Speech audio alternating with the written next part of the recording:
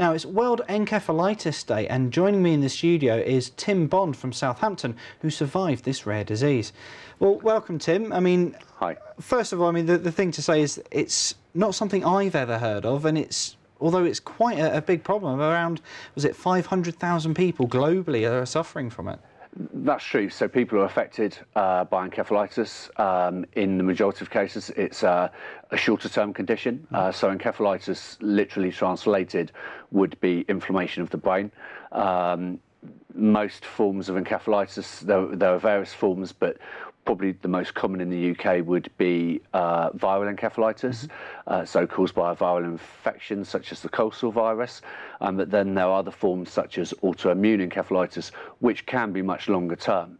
But in the majority of cases, you have encephalitis, you're then cured of encephalitis, but you're then left with the after effects of brain damage and the effects that has. And is it something that can affect you physically, or is it mentally? Both.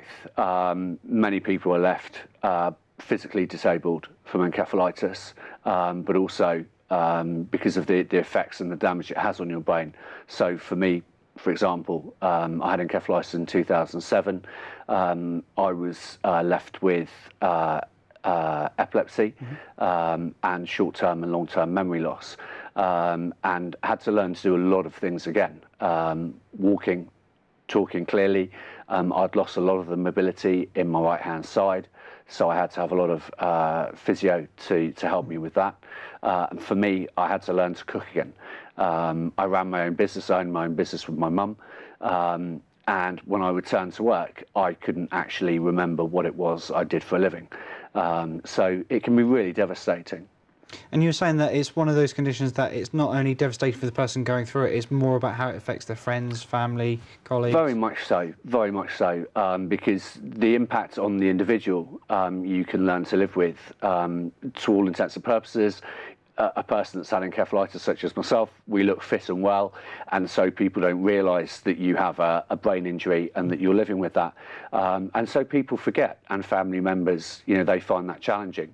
For me, I have long-term and short-term memory loss, so I remember very little of my life before being 39.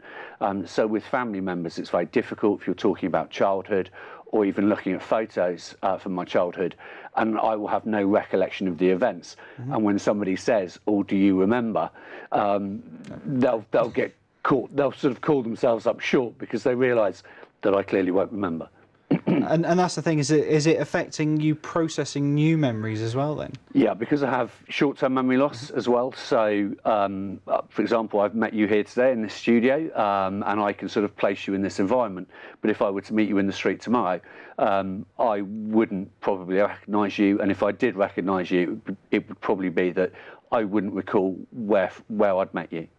Okay. And what sort of things are happening today then to bring awareness to this condition? So today is World Encephalitis Day, and one of the biggest things that's happening is the Shine a Light. And so buildings and Trafalgar Square and national monuments around the world are lighting up red. So local to us, Emirates Spinnaker Tower has lit up red for the day. Trafalgar Square is lighting up red. Niagara Falls.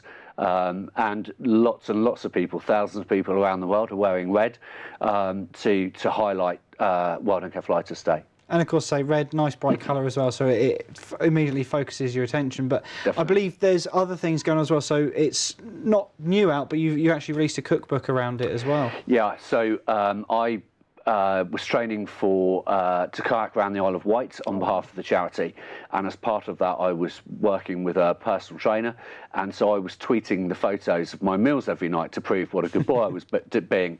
And the charity picked up on this, and because I'd previously been a chef, although I didn't really recall it, they came up with the idea for me to write and publish a cookery book, which we did. We raised all of the money to produce and print the cookery book, so that all of the funds from the cookery book actually go to the charity. Excellent. And I mean, this may seem like a strange question, but from somebody that hasn't gone through it myself, do you ever find that certain things just come back randomly, or have you found that they're just lost forever? No, I do have memories that sort of fall back into my head, and I have to question them and question their validity. So quite often it's a call to family to say, I remember this. Is that true? They love it because they get to talk about it. So some short memories, some items from within my life do come back. And what has been your strength? I mean, what's helped you through this phase in your life? I think initially it's very hard. I was very depressed at the impact that it had on my life, but I found the inner strength to kind of fight. And despite what the doctors told me, that I would get back to a normal life, and to all intents and purposes, I think that's what I've done, and overcome, the problems that I had, and now work as hard as I can on behalf of the Encephalitis Society to raise awareness, to raise funds, and to help other people that have been affected by encephalitis. Excellent. Well, as I say, thank you for coming and educating at least me about sort of what was going on today. Thank you, my pleasure. And hopefully we've let people at home know a little bit more about it as well. And when they look out at the Spinnaker Tower, they'll know why it's red. Thank you. Excellent. Thank you very much. Thanks.